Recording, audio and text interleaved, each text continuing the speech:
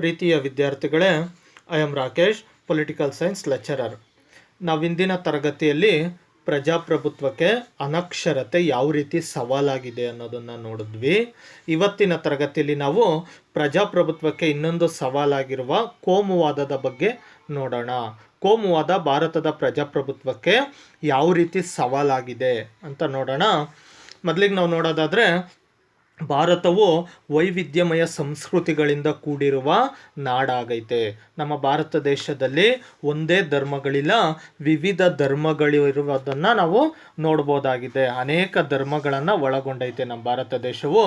ಹಿಂದೂ ಧರ್ಮ ಇದೆ, ಮುಸ್ಲಿಂ, ಜೈನ, ಸಿಖ್ ಧರ್ಮ, ಯಹೂದಿ, ಪಾದ್ರಿ, ಬೌದ್ಧ, ಈ ಥರ ಅನೇಕ ಧರ್ಮಗಳನ್ನು ಒಳಗೊಂಡೈತೆ ಭಾರತ ದೇಶ. ಈ ರೀತಿ ಅನೇಕ ಧರ್ಮಗಳನ್ನು ಭಾರತ ದೇಶ ಒಳಗೊಂಡಿರೋದ್ರಿಂದ ಧರ್ಮಗಳ ನಡುವೆ ವೈರುಧ್ಯ ಅನ್ನೋದು, ಅಂದರೆ ಧರ್ಮಗಳ ನಡುವೆ ಗಲಾಟೆ ಅನ್ನೋದು, ದ್ವೇಷ ಅನ್ನೋದು ನಡೀತಾನೆ ಇರ್ತದೆ.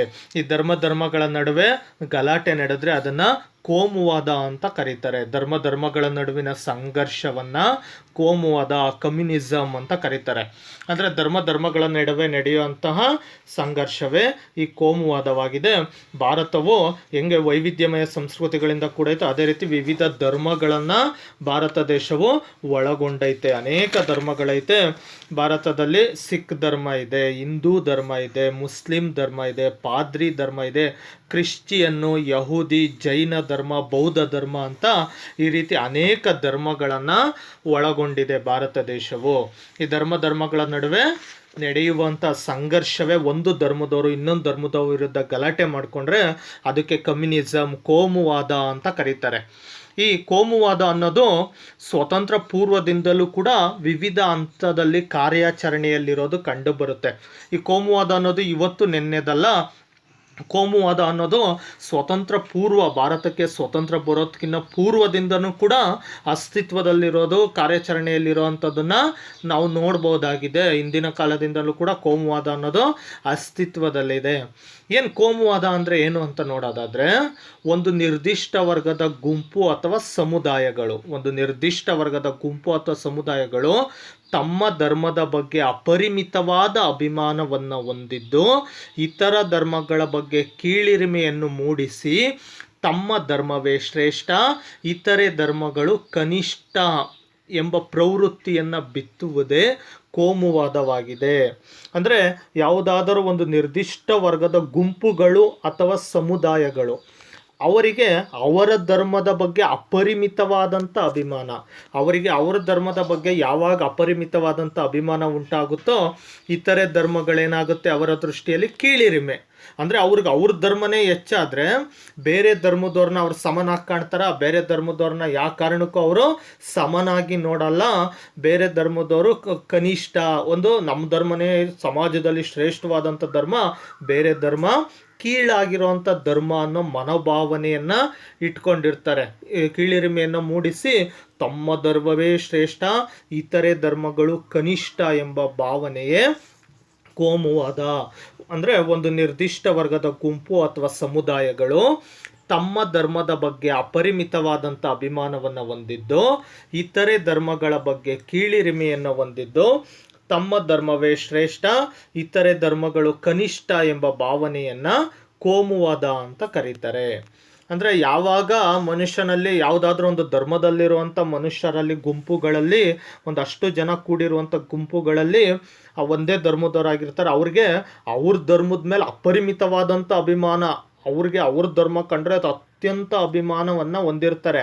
ಯಾವಾಗ ಅವರಿಗೆ ಅವ್ರ ಧರ್ಮವನ್ನು ಕಂಡ್ರೆ ಅಪರಿಮಿತವಾದಂಥ ಅಭಿಮಾನವಿರ್ತದೋ ಇತರೆ ಧರ್ಮಗಳನ್ನು ಅವ್ರೇನಾಗಿ ನೋಡ್ತಾರೆ, ಕೀಳಿರಿಮೆ. ಅಂದರೆ ನಮ್ಮ ಧರ್ಮನೇ ಶ್ರೇಷ್ಠ ಆಗಿರೋದು, ಬೇರೆ ಧರ್ಮ ಶ್ರೇಷ್ಠ ಅಲ್ಲ ಅನ್ನೋ ಒಂದು ಕೀಳಿರಿಮೆಯನ್ನು ಮೂಡಿಸಿ ನಮ್ಮ ಧರ್ಮವೇ ಶ್ರೇಷ್ಠ, ಇತರೆ ಧರ್ಮಗಳು ಕನಿಷ್ಠ ಅಂದರೆ ಕೀಳು, ಅವ್ರಿಗೆ ಅವ್ರ ಧರ್ಮ ಮಾತ್ರನೇ ಶ್ರೇಷ್ಠ ಆಗಿರ್ತದೆ, ಬೇರೆ ಯಾವ ಧರ್ಮವೂ ಕೂಡ ಅವರಿಗೆ ಶ್ರೇಷ್ಠ ಆಗಿರಲ್ಲ. ತಮ್ಮ ಧರ್ಮವೇ ಶ್ರೇಷ್ಠ, ಇತರೆ ಧರ್ಮಗಳು ಕನಿಷ್ಠ ಎಂಬ ಪ್ರವೃತ್ತಿಯನ್ನು ಬಿತ್ತುತ್ತಲ್ಲ, ಅದನ್ನ ಕೋಮುವಾದಿಗಳು ಅಂತ ಕರೀತಾರೆ. ಈ ಥರ ಎಲ್ಲ ಧರ್ಮಗಳಲ್ಲೂ ಕೋಮುವಾದಿಗಳು ಇರ್ತಾರೆ. ಅವ್ರಿಗೇನಾಗಿರ್ತದೆ ಅಂದರೆ ಅವ್ರಿಗೆ ಅವ್ರ ಧರ್ಮದ ಬಗ್ಗೆ ಅಪಾರವಾದಂಥ ಪ್ರೀತಿ, ಅಪಾರವಾದಂಥ ಅಭಿಮಾನ. ಬೇರೆ ಧರ್ಮಗಳು ಕಂಡ್ರೆ ಅವರಿಗೆ ಯಾವುದೇ ರೀತಿಯಾದಂಥ ಪ್ರೀತಿ ಭಾವನೆ ಇರಲ್ಲ, ಸಮಾನ ಮನೋಭಾವನೆ ಇರಲ್ಲ. ಬೇರೆ ಧರ್ಮಗಳು ಕಂಡ್ರೆ ಕೀಳಿರಿಮೆ, ತಮ್ಮ ಧರ್ಮ ಶ್ರೇಷ್ಠ, ಇತರ ಧರ್ಮಗಳೇ ಕನಿಷ್ಠ ಅನ್ನೋದೇ ಕೋಮುವಾದ ಅಂತ ಕರಿತೀವಿ. ಸಿಂಪಲ್ ಆಗಿ ಹೇಳೋದಾದ್ರೆ ಧರ್ಮಗಳ ನಡುವಿನ ಸಂಘರ್ಷವೇ ಕೋಮುವಾದ. ಧರ್ಮಗಳ ನಡುವಿನ ಗಲಾಟೆಯನ್ನ ಕೋಮುವಾದ, ಕಮ್ಯುನಿಸಮ್ ಅಂತ ಕರಿತೀವಿ. ಡೆಫಿನೇಷನ್ ನೋಡೋದಾದ್ರೆ, ವ್ಯಾಖ್ಯಾನ ನೋಡೋದಾದ್ರೆ, ಏನು ಕಮ್ಯುನಿಸಮ್ ಅಂದರೆ ವ್ಯಾಖ್ಯಾನ ನೋಡೋದಾದ್ರೆ, ಅದರಲ್ಲಿ ವೆಬ್ಸ್ಟರ್ ನ್ಯೂ ವರ್ಡ್ ಡಿಕ್ಷನರಿ ಅವರ ಪ್ರಕಾರ ಅದರಲ್ಲಿ ಏನು ಹೇಳಿದೆ ಅಂದರೆ, ಜನಾಂಗೀಯ ಅಥವಾ ಧಾರ್ಮಿಕ ಸಿದ್ಧಾಂತದ ಆಧಾರದ ಮೇಲೆ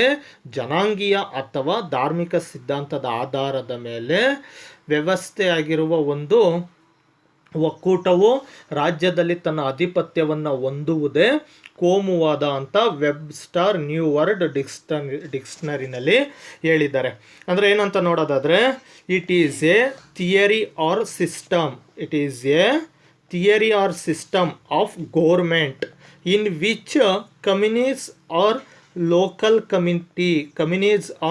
local committee and the basis of ethics or regionals basic have autonomy with a federate state ಅಂತ ವೆಬ್ಸ್ಟರ್ ನ್ಯೂ ವರ್ಡ್ ಡಿಕ್ಷನರಿನಲ್ಲಿ ಹೇಳಿರೋವಂಥದ್ದು.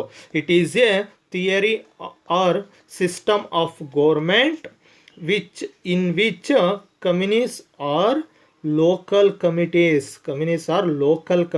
ನೋಡಿ ಅರ್ಥ ಮಾಡ್ಕೊಡಿ, communities or local committees on the basis of ethics ಅನ್ನ ಇರುತ್ತೆ, or regional basic have autonomy with a federate state ಅಂತ ಅಂದರೆ ಹೇಳಿರೋಂಥದ್ದು. ಅಂದರೆ ಇದರ ಅರ್ಥ ನೋಡೋದಾದರೆ, ಜನಾಂಗೀಯ ಅಥವಾ ಧಾರ್ಮಿಕ ಸಿದ್ಧಾಂತದ, ಅಂದರೆ ಜನಾಂಗೀಯ ಅಂದರೆ ಜನರು, ಜನಾಂಗೀಯ ಅಥವಾ ಧಾರ್ಮಿಕ ಸಿದ್ಧಾಂತ ಅಂದರೆ ಧರ್ಮದ ಸಿದ್ಧಾಂತದ ಮೇಲೆ, ರೀಜನಲ್ ಥಿಯರಿ, ಧರ್ಮದ ಆಧಾರದ ಮೇಲೆ ಅವಲಂಬಿತ, ಅಂದರೆ ಅವ್ರ ಧರ್ಮದ ಆಧಾರದ ಮೇಲೆ ಅವಲಂಬಿತರಾಗೋಗ್ಬಿಟ್ಟಿರ್ತಾರೆ.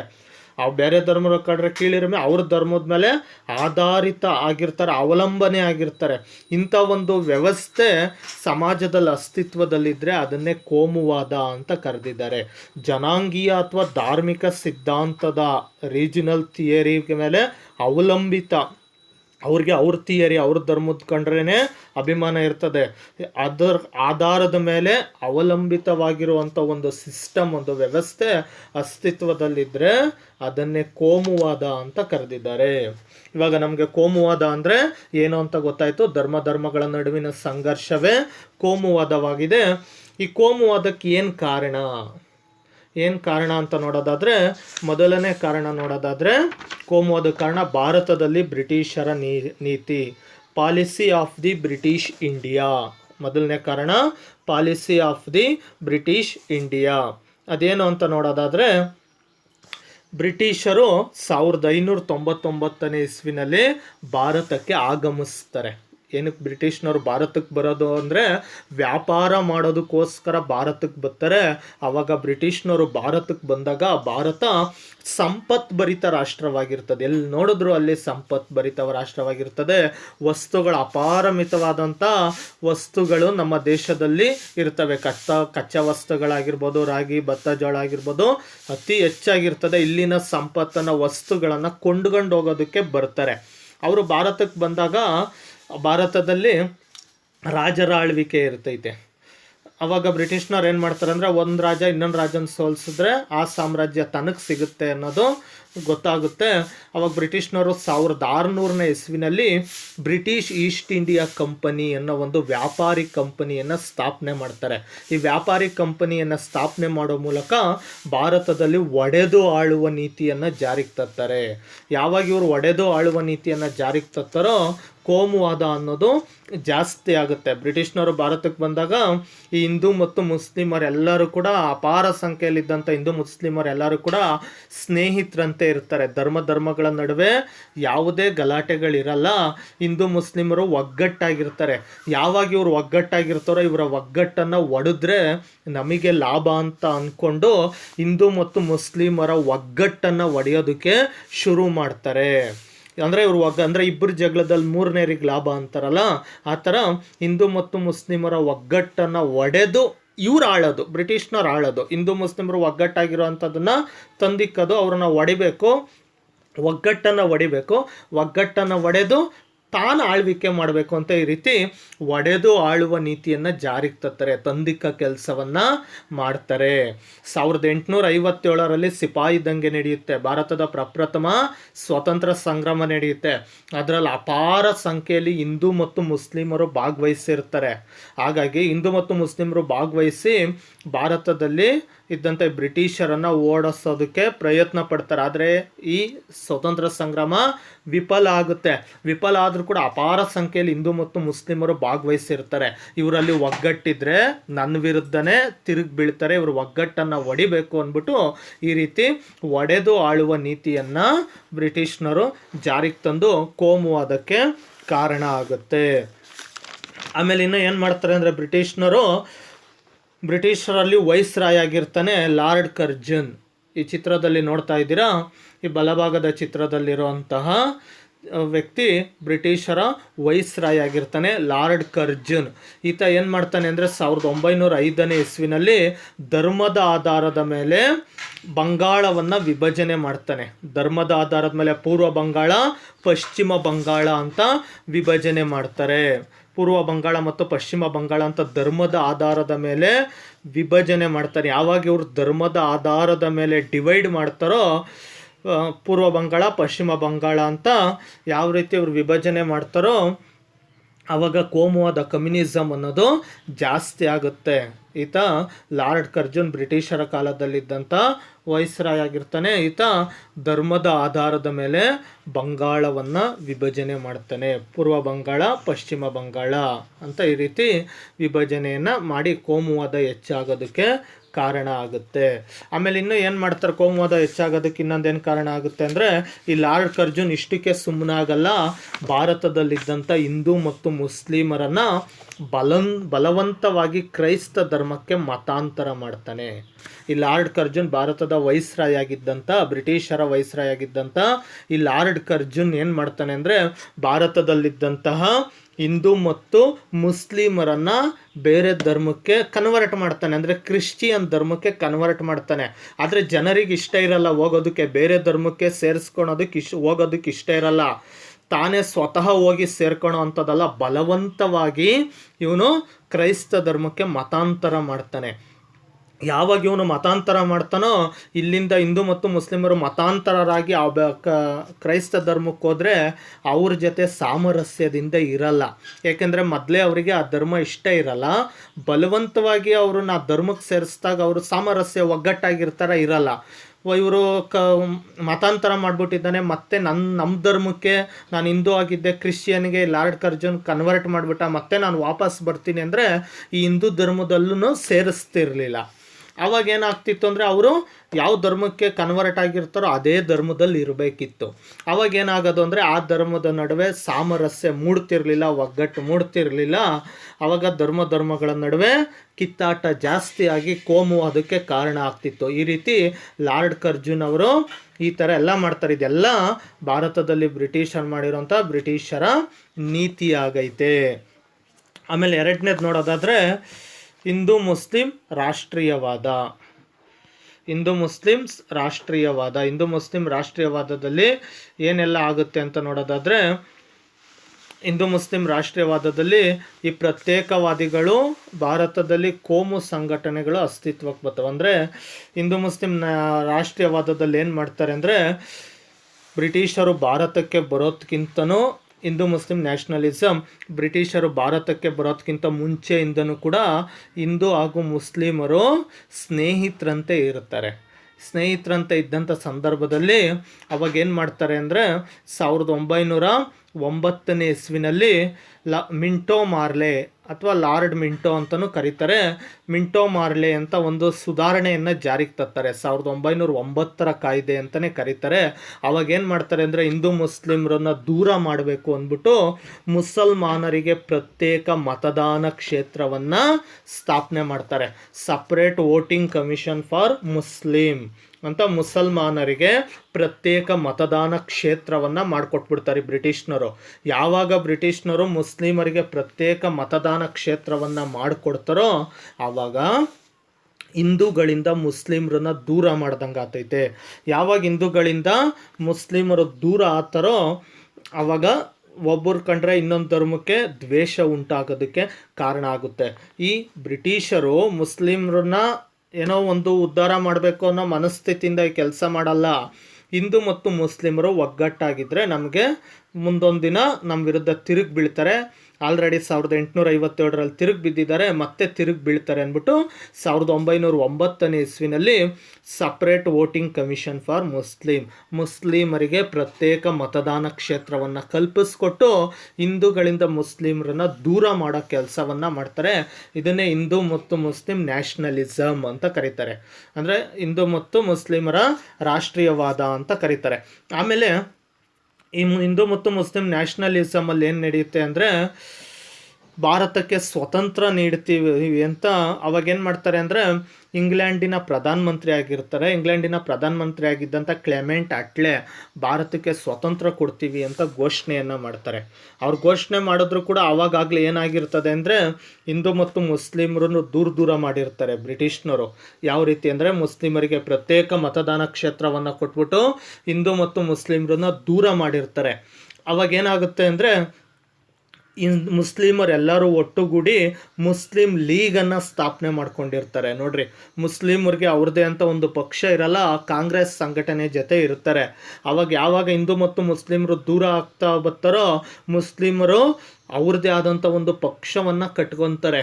ಅವ್ರದ್ದೇ ಆದಂಥ ಒಂದು ಮುಸ್ಲಿಂ ಲೀಗ್ ಪಾರ್ಟಿ ಅಂತ ಕಟ್ಕೊಂತಾರೆ. ಮೊಹಮ್ಮದ್ ಅಲಿ ಜಿನ್ನಾ, ಸರ್ ಸೈಯದ್ ಅಹಮದ್ ಖಾನ್, ಈ ಮೇಲಿನ ಚಿತ್ರದಲ್ಲಿ ಕಾಣ್ತಿದ್ದಾರೆ ನೋಡ್ರಿ, ಇವರೇ ಮೊಹಮ್ಮದ್ ಅಲಿ ಜಿನ್ನಾ.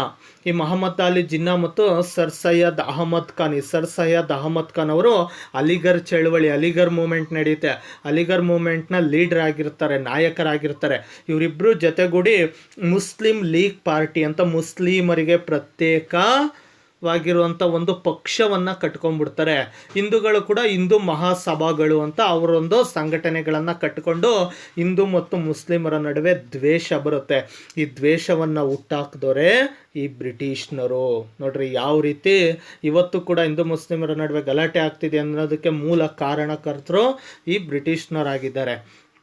ಈತ ಏನು ಮಾಡ್ತಾನೆ ಅಂದರೆ ಮೊಹಮ್ಮದ್ ಅಲಿ ಜಿನ್ನಾ ಭಾರತಕ್ಕೆ ಸ್ವತಂತ್ರ ನೀಡೋದೇ ಆಗಿದ್ದರೆ ನಮಗೆ ಪ್ರತ್ಯೇಕವಾದಂಥ ರಾಷ್ಟ್ರ ಬೇಕು, ಮುಸಲ್ಮಾನರಿಗೆ ಪ್ರತ್ಯೇಕ ರಾಷ್ಟ್ರ ಬೇಕು ಅಂತ ಬೇಡಿಕೆಯನ್ನು ಇಡ್ತಾನೆ, ಡಿಮ್ಯಾಂಡ್ ಮಾಡ್ತಾನೆ. ನಮಗೆ ಮುಸಲ್ಮಾನರಿಗೆ ಪ್ರತ್ಯೇಕ ರಾಷ್ಟ್ರ ಕೊಡ್ರಿ ಅಂತ ಬೇಡಿಕೆ ಇಡ್ತಾನೆ.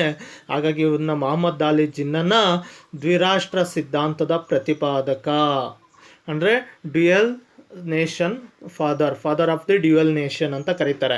ದ್ವಿರಾಷ್ಟ್ರ ಸಿದ್ಧಾಂತ ಅಂದರೆ ರಾಷ್ಟ್ರವನ್ನು 2 ಭಾಗಗಳಾಗಿ ವಿಭಜನೆ ಮಾಡಿದ್ದು. ಈ ರೀತಿ ಹಿಂದೂ ಮತ್ತು ಮುಸ್ಲಿಮರನ್ನ ದೂರ ಮಾಡಿ ಬ್ರಿಟಿಷ್ನವರು ಇದನ್ನೇ ಹಿಂದೂ ಮುಸ್ಲಿಂ ರಾಷ್ಟ್ರೀಯವಾದ ಅಂತ ಕರೆಯೋದು.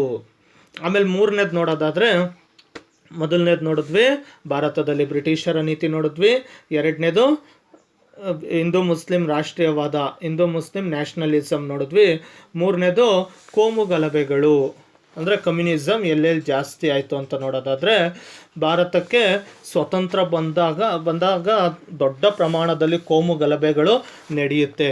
ಒಂದು ರೀತಿ ಭಾರತಕ್ಕೆ ಸ್ವತಂತ್ರ ಸಿಕ್ತು ಅಂತ ಸಂಭ್ರಮದ ಕ್ಷಣವಾದರೆ ಇನ್ನೊಂದು ಕಡೆ ದುಃಖದ ಸಂಗತಿ. ಏಕೆಂದರೆ ಕೋಮು ಗಲಭೆಗಳು ಅನ್ನೋದು ಜಾಸ್ತಿಯಾಗಿ ನಡೆಯುತ್ತೆ. ಎಲ್ಲೆಲ್ಲ ಕೋಮು ಗಲಭೆಗಳು ನಡೀತದೆ ಅಂದರೆ ಬಾಗಲ್ಪುರ, ಮೀರತ್, ಲಕ್ನೋ, ಅಯೋಧ್ಯೆ, ಅಹಮದಾಬಾದ್ ಹಾಗೂ ಈ ದೇಶದ ಇನ್ನಿತರ ಭಾಗಗಳಲ್ಲಿ ಕೋಮು ಗಲಭೆಗಳು ಜಾಸ್ತಿ ಆಗುತ್ತೆ. ಭಾರತಕ್ಕೆ ಸ್ವತಂತ್ರ ಬಂತು ಅಂತ ಒಂದು ಕಡೆ ಸಂಭ್ರಮದ ಕ್ಷಣ ಆದರೆ ಇನ್ನೊಂದು ಕಡೆ ದುಃಖದ ಸಂಗತಿ. ಏಕೆ ಅಂದರೆ ಧರ್ಮದ ಆಧಾರದ ಮೇಲೆ ಭಾರತ ದೇಶ ಏನಾಗಿದೆ, ವಿಭಜನೆ ಆಗೈತೆ. ಈ ರೀತಿ ವಿಭಜನೆ ಆಗಿರ್ತದೆ. ಭಾರತ ಒಂದು ಪಾಕಿಸ್ತಾನ ಅಂತ ಒಂದು ಎರಡು ಭಾಗಗಳಾಗಿರ್ತದೆ. ಸ್ವತಂತ್ರ ಬಂದಾದ್ಮೇಲೆ ಭಾರತ ಸುಖ ಶಾಂತಿ ನೆಮ್ಮದಿಯಿಂದ ಇರಲ್ಲ. ಕೋಮು ಗಲಭೆಗಳು, ಕಮ್ಯುನಿಸಮ್ ಅನ್ನೋದು ಜಾಸ್ತಿ ಆಗುತ್ತೆ. ಮೇಲಿನ ಚಿತ್ರಗಳಲ್ಲೆಲ್ಲ ನೋಡ್ಬೋದು, ಬೆಂಕಿ ಸ್ಫೋಟ ಆಗಿರೋವಂಥದ್ದು, ಬೆಂಕಿ ಇಟ್ಟಿರೋವಂಥದ್ದು, ಎಷ್ಟೋ ಜನರು ಆ ಬೆಂಕಿಯಲ್ಲಿ ಸುಟ್ಟೋಗ್ತಿರೋವಂಥದ್ದು ಆ ಚಿತ್ರಗಳಲ್ಲಿ ನಾವು ನೋಡ್ಬೋದಾಗಿದೆ. ಈ ಬಾಗಲ್ಪುರ, ಮೀರತ್ತು, ಲಕ್ನೋ, ಕನಕ್ಪುರ, ಬಾಂಬೆ, ಅಯೋಧ್ಯೆಗಳಲ್ಲಿ ಅತಿ ಹೆಚ್ಚಾಗಿ ಕೋಮು ಗಲಭೆಗಳು ನಡೆಯುತ್ತೆ. ಅದರಲ್ಲಿ ಏನಾಗುತ್ತೆ ಅಂತ ನಾವು ನೋಡೋದಾದರೆ, ಅಯೋಧ್ಯೆಯಲ್ಲಿ ಡಿಸೆಂಬರ್ 6, 1992 ಇಸ್ವಿನಲ್ಲಿ ಅಯೋಧ್ಯೆಯಲ್ಲಿದ್ದಂಥ ಬಾಬ್ರಿ ಮಸೀದಿಯನ್ನು ಧ್ವಂಸ ಮಾಡಿಬಿಡ್ತಾರೆ. ಆ ಚಿತ್ರದಲ್ಲಿ ನೋಡ್ತಾ ಇರ್ಬೋದು, ಲಕ್ಷಾಂತರ ಜನ ಅಲ್ಲಿ ನಿಂತಿದ್ದಾರೆ. ಬಾಬ್ರಿ ಮಸೀದಿ ಧ್ವಂಸ ಆಗೈತೆ. ಧ್ವಂಸ ಆಗಿರೋದನ್ನ ಎಲ್ಲ ಜನರು, ದೇಶದ ಮೂಲೆ ಮೂಲೆಯಿಂದ ಜನ ಬಂದು ನೋಡ್ತಾ ಇದ್ದಾರೆ. ಗಲಾಟೆಗಳು ಜಾಸ್ತಿ ಆಗ್ತಿರೋದು ಈ ಎಡಭಾಗದ ಚಿತ್ರದಲ್ಲಿ ನಿಮಗೆ ಕಾಣಿಸ್ತಾ ಇದೆ. ಯಾವಾಗ ಈ ಅಯೋಧ್ಯೆಯಲ್ಲಿ ಬಾಬ್ರಿ ಮಸೀದಿ ಧ್ವಂಸ ಆಗುತ್ತೋ, ಧ್ವಂಸ ಮಾಡಿದವರೇ ಬೇರೆ ಯಾರೋ. ಆದರೆ ಇದು ಬಂದಿದ್ದು ಅಲ್ಲೇನು ನಡೀತಿತ್ತು ಅಂದರೆ, ಅಯೋಧ್ಯೆಯಲ್ಲಿ ಅಲ್ಲಿ ರಾಮ ಮಂದಿರ ಇತ್ತು ಅನ್ನೋ ಒಂದು ವಾದ ಇರ್ತದೆ. ಇನ್ನೊಂದಲ್ಲಿ ಮಸೀದಿ ಜಾಗ ಅಂತ ಇರುತ್ತೆ. ಹಾಗಾಗಿ ಹಿಂದೂ ಮತ್ತು ಮುಸ್ಲಿಮರ ನಡುವೆ ಅಯೋಧ್ಯೆಯಲ್ಲಿ ಒಗ್ಗಟ್ಟಿರಲ್ಲ. ಯಾಕಂದರೆ ಹಿಂದೂಗಳು ಹೇಳ್ತಾರೆ ಅದು ರಾಮ ಮಂದಿರದ ಜಾಗ ಅಂತ, ಮುಸ್ಲಿಮರು ಹೇಳ್ತಾರೆ ಅದು ಬಾಬ್ರಿ ಮಸೀದಿ ನಮ್ಮ ಜಾಗ ಅಂತ ಹೇಳ್ತಾರೆ. ಈಗ ಹಿಂದೂ ಮತ್ತು ಮುಸ್ಲಿಮರ ನಡುವೆ ಒಗ್ಗಟ್ಟು ಅನ್ನೋದು ಅಲ್ಲಿ ಇರಲ್ಲ ಅಯೋಧ್ಯೆ ನಗರದಲ್ಲಿ. ಅವಾಗ ಏನು ಮಾಡ್ತಾರೆ ಅಂದರೆ, ಡಿಸೆಂಬರ್ 6, 1992 ಇಸ್ವಿನಲ್ಲಿ ಬಾಬ್ರಿ ಮಸೀದಿಯನ್ನು ಬಾಂಬ್ ಇಕ್ಕಿ ಸ್ಫೋಟ ಮಾಡ್ತಾರೆ. ಯಾವಾಗ ಬಾಬ್ರಿ ಮಸೀದಿ ಸ್ಫೋಟ ಆಗುತ್ತೋ ಬೆಳಿಗ್ಗೆ ಆಗೋದ್ರೊಳಗಡೆನೆ ಈ ಆರೋಪ ಹಿಂದೂಗಳ ಮೇಲೆ ಬರುತ್ತೆ. ಮುಸಲ್ಮಾನರೆಲ್ಲ ಏನು ಅನ್ಕೊಂತಾರೆ ಅಂದರೆ, ಹಿಂದೂಗಳೇ ಇಲ್ಲಿ ರಾಮ ಮಂದಿರ ಇತ್ತು, ಇಲ್ಲಿ ಆ ರಾಮ ಮಂದಿರದ ಜಾಗದಲ್ಲಿ ಬಾಬ್ರಿ ಮಸೀದಿ ಕಟ್ಟಿದ್ದೀವಿ ಅಂದ್ಬಿಟ್ಟು ನಮ್ಮ ಮೇಲೆ ಆರೋಪ ಮಾಡ್ತಿದ್ರು, ಹಿಂದೂಗಳೇ ಈ ಕೃತ್ಯ ಮಾಡಿದ್ದಾರೆ ಅಂದ್ಬಿಟ್ಟು ಹಿಂದೂ ಧರ್ಮದವ್ರನ್ನೆಲ್ಲ ಹಿಡ್ಕೊಂಡು ಹೊಡೆಯೋದು, ಸಾಯಿಸೋದಕ್ಕೆ ಶುರು ಮಾಡ್ತಾರೆ. ಯಾವಾಗ ಮುಸ್ಲಿಮರು ಹಿಂದೂಗಳ ಮೇಲೆ ಗಲಾಟೆ ಮಾಡ್ತಾರೋ, ಹಿಂದೂಗಳು ಸುಮ್ಮನಿರಲ್ಲ, ಮುಸ್ಲಿಮರ ಒಡೆದಾಟ ಆಗುತ್ತೆ. ಇಲ್ಲಿ ಯಾವಾಗ ಅಯೋಧ್ಯೆ ನಗರದಲ್ಲಿ ಹಿಂದೂ ಮುಸ್ಲಿಮರ ಒಡೆದಾಟ ಜಾಸ್ತಿ ಆಗುತ್ತೋ, ದೇಶದ ಮೂಲೆ ಮೂಲೆಗಳಲ್ಲೂ ಕೂಡ ಕೋಮುವಾದ ಅನ್ನೋದು ಜಾಸ್ತಿ ಆಗ್ಬಿಟ್ಟು ಎಲ್ಲ ಕಡೆ ಹಿಂದೂ ಮುಸ್ಲಿಮರು ಗಲಾಟೆ ಬೀಳೋದಕ್ಕೆ ಶುರುವಾಗ್ತಾರೆ. ಈ ರೀತಿ ಕೋಮು ಗಲಭೆಗಳನ್ನೋದು ಅತಿ ಹೆಚ್ಚಾಗಿರುವಂಥದ್ದನ್ನು ನಾವು ನೋಡ್ಬೋದಾಗಿದೆ. ಅವಾಗಿಂದು ಯಾವಾಗ ಈ ಅಯೋಧ್ಯೆ ಬಾಬ್ರಿ ಮಸೀದಿ ಧ್ವಂಸ ಆಗ್ಬಿಡುತ್ತೋ, ಈ ಕೋಮು ಗಲಭೆ ಅನ್ನೋದು ಭುಗಿಲೆತ್ತರಕ್ಕೆ ಹೋಗಿ ಲಕ್ಷಾಂತರ ಜನರ ಸಾವುಗಳು ಆಗೋವಂಥದ್ದನ್ನು ನಾವು ನೋಡಿಲ್ಲ ಅಂದರೆ ಈಗೂ ಕೂಡ ವಿಡಿಯೋಗಳಲ್ಲಿ ನಾವು ಅದನ್ನು ನೋಡ್ಬೋದಾಗಿದೆ. ಆಮೇಲೆ ಅವು 1992 ಇಸ್ವಿಯಿಂದ ಹಿಡಿದು ಇವತ್ತಿನವರೆಗೂ 2020 ಇಸ್ವಿವರೆಗೂ ಅದು ಕೋರ್ಟಲ್ಲಿ ಕೇಸ್ ನಡೀತದೆ. ಕೇಸ್ ನಡೆದ್ಬಿಟ್ಟು ಇವಾಗ ಅಂತಿಮವಾಗಿ ತೀರ್ಪು ಬಂದ್ಬಿಟ್ಟು ಬಾಬ್ರಿ ಮಸೀದಿ ಮತ್ತು ಬಾಬ್ರಿ ಮಸೀದಿ ಕಟ್ಟೋದಕ್ಕೂ ಮತ್ತು ರಾಮ ಮಂದಿರ ಕಟ್ಟೋದಕ್ಕೂ ಸುಪ್ರೀಂ ಕೋರ್ಟ್ ಅವಕಾಶ ಮಾಡಿಕೊಟ್ಟಿದ್ದನ್ನು ನಾವು ನೋಡ್ರಿ. ಸುದೀರ್ಘ 30 ವರ್ಷದ ತನಕ ಕೋರ್ಟಲ್ಲಿ ಹೋರಾಟ ನಡೀತು. ಈ ರೀತಿ ಕೋಮು ಗಲಭೆಗಳನ್ನೋದು ಜಾಸ್ತಿ ಆಗುತ್ತೆ. ಆಮೇಲೆ ಮಹಾರಾಷ್ಟ್ರದಲ್ಲೂ ಕೂಡ ಇತ್ತೀಚೆಗೆ ಏನಾಗುತ್ತೆ ಅಂದರೆ, ಮಹಾರಾಷ್ಟ್ರದಲ್ಲಿ ಶಿವಸೇನೆ ಅನ್ನೋ ಒಂದು ಪಕ್ಷ ಐತೆ. ಇದು ಹಿಂದೂಗಳ ಪರವಾಗಿರುವಂಥ ಪಕ್ಷ. ಈ ಪಕ್ಷದ ನಾಯಕ ಪ್ರಮೋದ್ ಮುತಾಲಿಕ್ ಆಗಿದ್ದಾರೆ. ಇವರು ಉಡುಪಿನಲ್ಲಿರುವಂಥ ಶ್ರೀ ಕೃಷ್ಣ ಮಠದಲ್ಲಿ ಮುಸ್ಲಿಮರು ಔತಣಕೂಟ ಮಾಡಿದ್ದಾರೆ. ಔತಣಕೂಟ ಮಾಡಿದ್ದನ್ನು ವಿರೋಧಿಸಿ ಇವ್ರೇನು ಮಾಡ್ತಾರೆ ಅಂದರೆ, ಕೋಮುವಾದಿಗನ ಪ್ರಚೋದಿಸ್ತಾರೆ. ಈ ರೀತಿ ದೇವಾಲಯ ಅಪವಿತ್ರವಾಗೋಯ್ತು, ಇಲ್ಲಿ ಔತಣಕೂಟ ನಡೀತು ಅಂದ್ಬಿಟ್ಟು ಇವರ ಹೇಳಿಕೆಯಿಂದ ಎಲ್ಲ ಕಡೆ ಕೋಮುವಾದ ಅಂದರೆ ಗಲಾಟೆಗಳು ಜಾಸ್ತಿ ಆಗಿದ್ದನ್ನು ನೋಡ್ಬೋದು. ಆವಾಗ ಶಿವಸೇನೆ ಮುಖಂಡ ಆದಂಥ ಪ್ರಮೋದ್ ಮುತಾಲಿಕ್ ಅವ್ರನ್ನೂ ಕೂಡ ಅರೆಸ್ಟ್ ಮಾಡ್ತಾರೆ. ಈ ರೀತಿ ಕೋಮು ಗಲಭೆಗಳು ದೇಶದಾದ್ಯಂತ ಜಾಸ್ತಿ ಆಗುತ್ತೆ. ಆಮೇಲೆ ಇಂದಿರಾ ಗಾಂಧಿ ಅವ್ರನ್ನ ಸಿಖ್ ಧರ್ಮದವ್ರು ಕೊಲೆ ಮಾಡಿಬಿಡ್ತಾರೆ. ಯಾವಾಗ ಇಂದಿರಾ ಗಾಂಧಿ ಅವ್ರನ್ನ ಸಿಖ್ ಧರ್ಮದವ್ರು ಕೊಲೆ ಮಾಡ್ತಾರೆ ಅನ್ನೋ ಸುದ್ದಿ ಗೊತ್ತಾಗ್ತದೋ, ದೇಶದಾದ್ಯಂತ ಎಲ್ಲೆಲ್ಲಿ ಸಿಖ್ ಧರ್ಮದವ್ರನ್ನೆಲ್ಲ ಸಾವಿರಾರು, ದೆಹಲಿ ಒಂದರಲ್ಲೇ 4,000ಕ್ಕಿಂತ ಅಧಿಕ ಸಿಖ್ ಧರ್ಮದವ್ರನ್ನ ಕೊಲೆ ಮಾಡ್ತಾರೆ. ಈ ರೀತಿ ಧರ್ಮಗಳ ನಡುವೆ ಯಾವ ಕೋಮು ಗಲಭೆಗಳಿವೆಲ್ಲ ಕೋಮು ಗಲಭೆಗಳು ಜಾಸ್ತಿ ಆಗ್ತದೋ ಅದು ಕೋಮುವಾದಕ್ಕೆ ಕಾರಣ ಆಗುತ್ತೆ. ಇದು 3ನೇದಾಯಿತು. ನೆಕ್ಸ್ಟು 4ನೇದು ನೋಡೋದಾದರೆ, ಕೋಮುವಾದಕ್ಕೆ ಏನು 4ನೇ ಕಾರಣ ಅಂತ ನೋಡೋದಾದರೆ, ಧಾರ್ಮಿಕ ಹಿತಾಸಕ್ತಿ ಸಂಘಟನೆಗಳು. Community in organisation. ಧಾರ್ಮಿಕ ಹಿತಾಸಕ್ತಿ ಸಂಘಟನೆಗಳು. ಭಾರತದಲ್ಲಿ ಹಲವು ಧರ್ಮಗಳಿರುವುದರಿಂದ ಧರ್ಮದ ಹೆಸರಿನಲ್ಲಿ ಸಂಘಗಳನ್ನು ಕಟ್ಟೋದು, ರೀಜನಲ್ ಅಸೋಸಿಯೇಷನ್ಗಳನ್ನು ಎಸ್ಟಾಬ್ಲಿಷ್ ಮಾಡುವಂಥದ್ದು. ಧರ್ಮದ ಹೆಸರಿನಲ್ಲಿ ಯಾವಾಗ ಸಂಘಗಳನ್ನು ಕಟ್ಕೊತಾರೋ, ಈಗ ನಾವು ನೋಡ್ಬೋದು ಧಾರ್ಮಿಕ ಹಿತಾಸಕ್ತಿ ಸಂಘಟನೆಗಳು ಅಂದ್ರೆ ಅವೇನೇ ಧಾರ್ಮಿಕ ಸಂಘಟನೆಗಳು, ಅಸೋಸಿಯೇಷನ್ಗಳು. ಧರ್ಮದ ಹೆಸರಿನಲ್ಲಿ ಅವ್ರೇನಾದರೂ ಸಂಘಟನೆಗಳನ್ನೇನಾದರೂ ಸಂಘಗಳನ್ನು ಕಟ್ಕೊಂಡ್ರೆ ಅವರ ಧರ್ಮದವ್ರು ಮಾತ್ರ ಅದಕ್ಕೆ ಸೇರಿಸ್ಕೊತಾರೆ. ಅವಾಗ ಅವ್ರ ಧರ್ಮದವ್ರು ಮಾತ್ರ ಸೇರಿಸ್ಕೊಂಡು ಒಂದು ಸಂಘ ಅಂತ ಮಾಡ್ಕೊಂಡ್ರೆ ಅವರ ಧರ್ಮದವರ ಅಭಿವೃದ್ಧಿಗೆ ಮಾತ್ರನೇ ಕುರಿತು ಚರ್ಚೆ ಮಾಡ್ತಾರೆ. ಬೇರೆ ಧರ್ಮದವ್ರು ಕಂಡ್ರೆ ಕೀಳಿರಿಮೆ ಬರುತ್ತೆ. ಅವಾಗ ಈ ಸಂಘಟನೆ, ಆಮೇಲೆ ಬೇರೆ ಧರ್ಮದವರು ಇನ್ನೊಂದು ಸಂಘಟನೆ ಕಟ್ಕೊಂಡಿರ್ತಾರೆ. ಈ ಸಂಘಟನೆಗೂ ಆ ಸಂಘಟನೆಗೆ ಏನಾದರೂ ಗಲಾಟೆಗಳು ಶುರುವಾಗಿ ಹೋಗ್ಬಿಡ್ತವೆ. ಅವಾಗ ಕೋಮುವಾದ ಅನ್ನೋದು ಜಾಸ್ತಿ ಆಗುತ್ತೆ. ಈ ಥರ ಧರ್ಮದ ಹೆಸರಿನಲ್ಲಿ ಸಂಘಟನೆಗಳು ನಮ್ಮ ಭಾರತದಲ್ಲಿ ಅಸ್ತಿತ್ವದಲ್ಲಿರೋದ್ರಿಂದ ಕೋಮುವಾದ ಅನ್ನೋದು ಜಾಸ್ತಿ ಆಗುತ್ತೆ. ಅಂದರೆ ಧಾರ್ಮಿಕ ಹಿತಾಸಕ್ತಿ ಸಂಘಟನೆಗಳು, ಕಮ್ಯುನಿಟಿ ಆರ್ಗನೈಜೇಷನ್ಗಳನ್ನ ಎಸ್ಟಾಬ್ಲಿಷ್ ಮಾಡ್ಕೊಂಡಿರೋ ಅಂಥದ್ದು ಕೋಮುವಾದಕ್ಕೆ ಕಾರಣ ಆಗುತ್ತೆ. ಧರ್ಮದ ಹೆಸರಿನಲ್ಲಿ ಯಾವುದೇ ಸಂಘಟನೆಗಳನ್ನು ಕಟ್ಕೊಬಾರ್ದು, ಕಟ್ಕೊಂಡ್ರೆ ಕೋಮುವಾದ ಅನ್ನೋದು ಜಾಸ್ತಿ ಆಗುತ್ತೆ. ಯಾವ ಧರ್ಮದ ಹೆಸರಿನಲ್ಲಿ ಸಂಘಟನೆ ಕಟ್ಕೊತಾರೋ ಅವ್ರ ಧರ್ಮ ಶ್ರೇಷ್ಠವಾಗಿರ್ತದೆ. ಇದನ್ನೇ ಧಾರ್ಮಿಕ ಹಿತಾಸಕ್ತಿ ಸಂಘಟನೆಗಳು ಅಂತ ಕರೆಯೋದು. ಆಮೇಲೆ ನಾವು 4ನೇ ಕಾರಣ ನೋಡೋದಾದರೆ ರಾಜಕೀಯ ಪ್ರೇರಿತ, ಪೊಲಿಟಿಕಲ್ ಅಂದರೆ ರಾಜಕೀಯ ಪ್ರೇರಿತ ಅಂತ ಕರಿತೀವಿ. 4ನೇ ಕಾರಣ ಅಂದರೆ ಕೋಮುವಾದ ಹೆಚ್ಚಾಗೋದಕ್ಕೆ 4ನೇ ಕಾರಣ ನೋಡೋದಾದರೆ ರಾಜಕೀಯ ಪ್ರೇರಿತ, ಪೊಲಿಟಿಕಲಿ ಮ್ಯಾನಿಪ್ಯುಲೇಟೆಡ್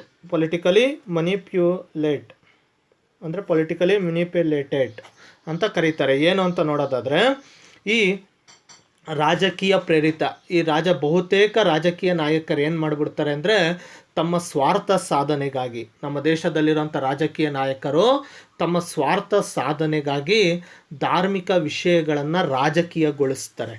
ಈ ರಾಜಕೀಯ ನಾಯಕರು ಏನು ಮಾಡಿಬಿಡ್ತಾರೆ ಅಂದರೆ ತಮ್ಮ ಸ್ವಾರ್ಥ ಸಾಧನೆಗಾಗಿ ತಮ್ಮ ಧರ್ಮವನ್ನು ಧಾರ್ಮಿಕ ವಿಚಾರಗಳನ್ನು ಧರ್ಮವನ್ನು ರಾಜಕೀಯಕ್ಕೆ ತಂದು, ಈಗ ಹೆಂಗೆ ಕ್ಯಾಸ್ಟ್ ಪಾಲಿಟಿಕ್ಸ್ ಮಾಡ್ತಾರೋ ರೀಜನಲ್ ಪಾಲಿಟಿಕ್ಸ್ ಕೂಡ ನಡೀತದೆ. ಧರ್ಮಗಳ ನಡುವಿನ ಜನರಲ್ಲಿ ವಿಷ ಬೀಜವನ್ನು ಬಿತ್ತಿ ಘರ್ಷಣೆಗೆ ಪ್ರೇರೇಪಿಸ್ತಾರೆ. ಅಂದರೆ ಧರ್ಮದ ಹೆಸರಿನಲ್ಲಿ ಮತದಾನ ಕೇಳೋವಂಥದ್ದು, ನಮ್ಮ ಧರ್ಮದವರು ನೋಡ್ರಿ ನೀವೆಲ್ಲ ನಮ್ಮ ಧರ್ಮದವರು, ನಾನು ನಿಂತಿದ್ದೀನಿ ನನಗೆ ಓಟ್ ಹಾಕಬೇಕು ಅಂತ ವೋಟ್ ಬ್ಯಾಂಕ್ ರಾಜಕೀಯ ಮಾಡೋವಂಥದ್ದು, ವೋಟ್ ಬ್ಯಾಂಕ್ ಪಾಲಿಟಿಕ್ಸ್ ಮಾಡೋವಂಥದ್ದು. ಆಮೇಲೆ ಧರ್ಮಕ್ಕೆ ಬಂದಾದ್ಮೇಲೆ ಬೇರೆ ಒಂದು ಧರ್ಮನ ಇನ್ನೊಂದು ಧರ್ಮದ ವಿರುದ್ಧ ಎತ್ಕಟ್ಟೋದು, ಸಾಮಾನ್ಯ ಜನರ ಮನಸ್ಸಿನಲ್ಲಿ ವಿಷ ಬೀಜವನ್ನು ಬಿತ್ತೋದು, ಈ ರೀತಿ ಧರ್ಮವನ್ನು ರಾಜಕೀಯಗೊಳಿಸೋದು, ಈ ರೀತಿ ರಾಜಕೀಯ ಪ್ರೇರಿತನೂ ಕೂಡ ಕೋಮುವಾದಕ್ಕೆ ಕಾರಣ ಆಗುತ್ತೆ. ಆಮೇಲೆ ನಾವು ನೆಕ್ಸ್ಟ್ ನೋಡೋದಾದರೆ ಕಮ್ಯುನಲ್ ರೈಟರ್ಸ್ ಆಗಲೇ ನೋಡಿದ್ವಲ್ಲ. ಕಮ್ಯುನಲ್ ರೈಟರ್ಸ್ ಅಂದರೆ ಕೋಮು ಗಲಭೆಗಳು, ಇವೆಲ್ಲನೂ ಕೂಡ ಕೋಮುವಾದಕ್ಕೆ ಕಾರಣ ಆಗಿದ್ದನ್ನು ನಾವು ನೋಡಿದ್ವಿ. ಇದಿಷ್ಟು ಕೋಮುವಾದಕ್ಕೆ ಕಾರಣ ಆಗುತ್ತೆ. ನೆಕ್ಸ್ಟ್ ಕೋಮುವಾದದಿಂದ ಪ್ರಜಾಪ್ರಭುತ್ವಕ್ಕೆ ಯಾವ ರೀತಿ ಸವಾಲಾಗಿದೆ, ಕೋಮುವಾದದಿಂದ ಪ್ರಜಾಪ್ರಭುತ್ವಕ್ಕೆ ಯಾವ ರೀತಿ ಡೆಮೋಕ್ರಸಿಗೆ ಚಾಲೆಂಜ್ ಆಗಿದೆ ಕಮ್ಯುನಿಸಮ್ ಅಂತ ನೋಡೋದಾದರೆ, ಮೊದಲನೇದು ನೋಡೋದಾದರೆ ರಾಷ್ಟ್ರದ ಏಕತೆಗೆ ಧಕ್ಕೆ, ಥ್ರೆಟ್ ಟು ನ್ಯಾಷನಲ್ ಇಂಟಿಗ್ರಿಟಿ ಅಂದರೆ ಯಾವ ರೀತಿ ಚಾಲೆಂಜಸ್ ಆಗಿದೆ ಅಂತ ನೋಡೋದಾದರೆ, communism as a threat to Indian democracy. ಇದರಲ್ಲಿ ನೋಡೋದಾದರೆ ಮೊದಲನೇ point threat to national integrity ಅಂದರೆ ರಾಷ್ಟ್ರೀಯ ಏಕತೆಗೆ ಧಕ್ಕೆ. ನೋಡ್ರಿ, ಈ ಥರ ಧರ್ಮಗಳ ನಡುವೆ ಜನ ಕಿತ್ತಾಡ್ತಿದ್ರೆ ದೇಶದಲ್ಲಿ ಏಕತೆ ಇರುತ್ತಾ? ದೇಶದಲ್ಲಿ ಏಕತೆ ಏನಾಗುತ್ತೆ? ನುಚ್ಚು ನೂರಾಗುತ್ತೆ. ನಾವೆಲ್ಲರೂ ಒಂದೇ ಅನ್ನೋ ಮನೋಭಾವನೆ ಏನಾಗುತ್ತೆ? ಹೊರಟೋಗುತ್ತೆ. ಧರ್ಮಗಳ ನಡುವೆ ಸಂಘರ್ಷ ಅನ್ನೋದು ನಡೀತಿದ್ರೆ ಇಂಟಿಗ್ರಿಟಿ ಅನ್ನೋದು ಇರಲ್ಲ. ಧರ್ಮಗಳ ನಡುವೆ ಈ ರೀತಿ ಗಲಾಟೆಗಳು, ಹೊಡೆದಾಟಗಳು, ಕೊಲೆಗಳು ನಡೀತಾ ಇದ್ದರೆ ನಮ್ಮ ರಾಷ್ಟ್ರದಲ್ಲಿ ಏಕತೆ ಅನ್ನೋದಿರುತ್ತಾ, ಏಕತೆಗೆ ಧಕ್ಕೆ ಉಂಟಾಗುತ್ತೆ. ಈ ಧರ್ಮದ ಹೆಸರಿನಲ್ಲಿ ನಾವು ನೋಡ್ಬೋದು 1947ನೇ ಇಸ್ವಿನಲ್ಲಿ ಭಾರತ ವಿಭಜನೆ ಆಗಿದ್ದನ್ನು ನೋಡ್ತೀವಿ. ಭಾರತ ವಿಭಜನೆಯಿಂದ ಏನಾಗುತ್ತೆ, ಸಾಮಾಜಿಕ ಸಾಮರಸ್ಯದ ಮೇಲೆ ದುಷ್ಪರಿಣಾಮ ಬೀರುತ್ತೆ. ಯಾವಾಗ ಸಾಮಾಜಿಕ ಸಾಮರಸ್ಯದ ಮೇಲೆ ದುಷ್ಪರಿಣಾಮ ಬೀರುತ್ತೋ ನಮ್ಮಲ್ಲೆಲ್ಲ ಜನತೆ ಸಮಾನತೆಯಿಂದ ಇದ್ದಾಗ ಅಲ್ಲಿ ರಾಷ್ಟ್ರದ ಏಕತೆ ಇದೆ ಅಂತ ಕರಿತೀವಿ. ಯಾವಾಗ ಧರ್ಮಗಳ ನಡುವೆ ಗಲಾಟೆ, ನೋಡ್ರಿ ಹಿಂದೂ ಮುಸ್ಲಿಂ ಗಲಾಟೆ ನೋಡಿದ್ವಿ, ಸಿಖ್ ಮತ್ತು ಹಿಂದೂಗಳ ನಡುವೆ ನಡೆದಂಥ ಗಲಾಟೆಗಳನ್ನು ನೋಡಿದ್ವಿ. ಇವೆಲ್ಲ ಕೋಮುವಾದಕ್ಕೆ ಜಾಸ್ತಿ ಕಾರಣ ಆಗಿ ಕೋಮುವಾದದಿಂದ ಏನಾಗುತ್ತೆ, ರಾಷ್ಟ್ರದಲ್ಲಿ ದೇಶದಲ್ಲಿ ಏಕತೆ ಇಲ್ದಂಗಾಗುತ್ತೆ. ಧರ್ಮಗಳ ನಡುವೆ ವೈರತ್ವ ಅನ್ನೋದು ಹೆಚ್ಚಾಗುತ್ತೆ. ಇದರಿಂದ ಪ್ರಜಾಪ್ರಭುತ್ವಕ್ಕೆ ಸವಾಲಾಗುತ್ತೆ ಕೋಮುವಾದದಿಂದ. ಅಂದರೆ ಪ್ರಜಾಪ್ರಭುತ್ವ ಅಭಿವೃದ್ಧಿ ಆಗಬೇಕಾದ್ರೆ ಎಲ್ಲ ಧರ್ಮಗಳಲ್ಲೂ ಕೂಡ ಸಮಾನತೆ ಅನ್ನೋದಿರಬೇಕು. ಆದರೆ ಧರ್ಮಗಳ ನಡುವೆ ಯಾವಾಗ ವೈರತ್ವಗಳು ನಡೀತದೋ ಅವಾಗ ಅಲ್ಲಿ ಭಾರತದಲ್ಲಿ ವಾಸಿಸುತ್ತಿರುವಂಥ ಜನತೆಯ ಏಕತೆ ಏನಾಗುತ್ತೆ, ನುಚ್ಚುನೂರಾಗುತ್ತೆ. ಹಾಗಾಗಿ ಪ್ರಜಾಪ್ರಭುತ್ವಕ್ಕೆ ಸವಾಲಾಗುವಂಥದ್ದನ್ನು ನಾವು ನೋಡ್ಬೋದು. ಈ ರೀತಿ ಕೋಮುವಾದದಿಂದ ಮೊದಲನೇ ಸವಾಲು ಥ್ರೆಟ್ ಟು ನ್ಯಾಷನಲ್ ಇಂಟಿಗ್ರಿಟಿ, ಅಂದರೆ ಪ್ರಜಾಪ್ರಭುತ್ವಕ್ಕೆ ಯಾವ ರೀತಿ ಸವಾಲಾಗಿದೆ ಅಂದರೆ ರಾಷ್ಟ್ರದ ಏಕತೆಗೆ ಧಕ್ಕೆ ತರುತ್ತೆ ಈ ಕೋಮುವಾದ. ಇದು ಮೊದಲ ಅಂಶ. ನಾವು ಎರಡನೇದು ನೋಡೋದಾದರೆ, ಎರಡನೇದು ಕೋಮುವಾದದಿಂದ ಏನಾಗುತ್ತೆ ಪರಿಣಾಮ ಅಂತ ನೋಡೋದಾದರೆ, ಎರಡನೇದು ರಾಷ್ಟ್ರೀಯವಾದ ಮತ್ತು ದೇಶಾಭಿಮಾನಕ್ಕೆ ಧಕ್ಕೆ. ರಾಷ್ಟ್ರೀಯವಾದ ಮತ್ತು ದೇಶಾಭಿಮಾನಕ್ಕೆ ಧಕ್ಕೆ. ಥ್ರೆಟ್ ಟು ನ್ಯಾಷನಲ್ ಆ್ಯಂಡ್ ಪಿಪ್ರಿಯೇಟಿಸಮ್, ಅಂದರೆ ಇದನ್ನು ಕರಿತೀವಿ ರಾಷ್ಟ್ರೀಯವಾದ ಮತ್ತು ದೇಶಾಭಿಮಾನಕ್ಕೆ ಧಕ್ಕೆ. ಥ್ರೆಟ್ ಟು ನ್ಯಾಷನಲಿಸಮ್ ಆ್ಯಂಡ್ ಪಿಪ್ರಿಯೇಟಿಸಮ್, ಇವೆರಡೂ ಕೂಡ ರಾಷ್ಟ್ರೀಯವಾದ ಮತ್ತು ದೇಶಾಭಿಮಾನಕ್ಕೆ ಧಕ್ಕೆ ಆಗುತ್ತೆ. ಈ ಕೋಮುವಾದವು ನಾನಾ ರೀತಿಯ ಧಾರ್ಮಿಕ ಮೂಲಭೂತವಾದ ಸಂಪ್ರದಾಯವಾದಗಳಿಗೆ ದಾರಿ ಮಾಡಿಕೊಡುತ್ತೆ. ಧಾರ್ಮಿಕ ಮೂಲಭೂತವಾದ ಮತ್ತು ಸಂಪ್ರದಾಯವಾದಗಳಿಗೆ ದಾರಿ ಮಾಡಿಕೊಡುತ್ತೆ. ಇದ್ರ ಜೊತೆ ಧಾರ್ಮಿಕ ಅಧಿಕಾರಕ್ಕೆ ಎಡೆ ಮಾಡಿಕೊಡುತ್ತೆ. ಇದರಿಂದ ಸಮಾಜದಲ್ಲಿ ರಾಷ್ಟ್ರೀಯ ಏಕತೆ ಮತ್ತು ದೇಶಾಭಿಮಾನ ಮೂಲೆ ಗುಂಪಾಗುತ್ತೆ. ಯಾವಾಗ ಈ ಧರ್ಮಗಳ ನಡುವೆ ನಮ್ಮ ದೇಶದಲ್ಲಿ ಜನ ಕಿತ್ಲಾಡ್ತಿರ್ತಾರೋ ಅವಾಗ ರಾಷ್ಟ್ರೀಯವಾದ ನಮ್ಮ ರಾಷ್ಟ್ರ, ನಮ್ಮ ದೇಶಾಭಿಮಾನ ಅನ್ನೋದೇನಾಗುತ್ತೆ, ಸಂಪೂರ್ಣವಾಗಿ ದೇಶದ ಮೇಲೆ ಅಭಿಮಾನನೇ ಬರಲ್ಲ. ಕೆಲವು ಜನತೆಗೆ ಏನು ಅನ್ನಿಸ್ಬಿಡ್ತದೆ ಅಂದರೆ, ಈ ಧರ್ಮಗಳ ಬಗ್ಗೆ ಯಾವಾಗ ಜನ ಕಿತ್ಲಾಡ್ತಿರ್ತಾರೋ ಭಾರತ ದೇಶದ ಮೇಲೆ ಇದ್ದಂಥ ಅವರಿಗೆ ಪ್ರೀತಿನೇ ಹೊರಟೋಗುತ್ತೆ. ಏನು ಈ ಧರ್ಮದಲ್ಲಿ ಈ ಥರ ಕಿತ್ಲಾಡ್ತಾರೆ, ಈ ದೇಶನೇ ಬಿಟ್ಟು ನಾವು ಬೇರೆ ದೇಶಕ್ಕೆ ಹೋಗಿ ಸೆಟ್ಲ್ ಆಗಿಬಿಡೋಣ ಅನ್ನೋ ಒಂದು ಮನೋಭಾವನೆ ಬಂದ್ಬಿಡುತ್ತೆ. ಹಾಗಾಗಿ ರಾಷ್ಟ್ರೀಯವಾದ ನಮ್ಮ ರಾಷ್ಟ್ರ, ನಮ್ಮ ದೇಶ ಅಂತ ದೇಶಾಭಿಮಾನಕ್ಕೆ ಕೋಮುವಾದ ಧಕ್ಕೆ ತರುತ್ತೆ. ಅದಕ್ಕೋಸ್ಕರ ನೆಹರು ಅವರು ಒಂದು ಮಾತು ಹೇಳಿದ್ದಾರೆ, ಯಾರು ಭಾರತವನ್ನು ಪ್ರೀತಿಸುತ್ತಾರೋ ಅವರು ಕೋಮುವಾದವನ್ನು ದ್ವೇಷಿಸ್ತಾರೆ. ಯಾರು ಭಾರತವನ್ನು ಪ್ರೀತಿಸ್ತಾರೋ ಅವರು ಕೋಮುವಾದವನ್ನು ದ್ವೇಷಿಸ್ತಾರೆ. ಯಾರು ಕೋಮುವಾದವನ್ನು ಪ್ರೀತಿಸ್ತಾರೋ ಅವರು ಭಾರತವನ್ನು ದ್ವೇಷಿಸ್ದಂಗೆ ಅನ್ನೋ ಒಂದು ಮಾತನ್ನು ಹೇಳಿದ್ದಾರೆ. ಇದು ಎರಡನೇದಾಯಿತು, ರಾಷ್ಟ್ರೀಯವಾದ ಮತ್ತು ದೇಶಾಭಿಮಾನಕ್ಕೆ ಧಕ್ಕೆ. ಮೂರನೇದು ನೋಡೋದಾದರೆ, ಮೂರನೇ ಅಂಶ ಏನಿದೆ ಅಂತ ನೋಡೋದಾದರೆ, ರಾಷ್ಟ್ರದ ಅಭಿವೃದ್ಧಿಗೆ ತೊಡಕು. ಅಂದರೆ ಇಂಪೆಡಿಮೆಂಟ್ ಟು ನ್ಯಾಷನಲ್ ಡೆವಲಪ್ಮೆಂಟ್, ರಾಷ್ಟ್ರದ ಅಭಿವೃದ್ಧಿಗೆ ತೊಡಕಾಗಿದೆ. ಈ ಕೋಮುವಾದದಿಂದ ಧರ್ಮಗಳ ನಡುವೆ ಯಾವಾಗ ಹೊಡೆದಾಟ ಜಾಸ್ತಿ ಆಗುತ್ತೋ ಜನರಲ್ಲಿ ದ್ವೇಷ ಮತ್ತು ಅಸೂಯೆಗಳು ಹೆಚ್ಚಾಗುತ್ತೆ.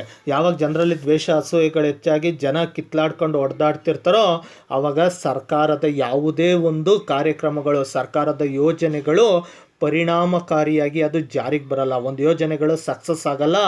ಗೋರ್ಮೆಂಟ್ ಯೋಜನೆಗಳು ಏನಿರ್ತವೆ ಆ ಯೋಜನೆಗಳು ಪ್ಲ್ಯಾನ್ ಎಲ್ಲ ಏನಾಗುತ್ತೆ, ಫ್ಲಾಪ್ ಆಗೋಗ್ಬಿಡ್ತವೆ, ವಿಫಲ ಆಗುತ್ತೆ, ಫೇಲ್ಯೂರ್ ಆಗುತ್ತೆ.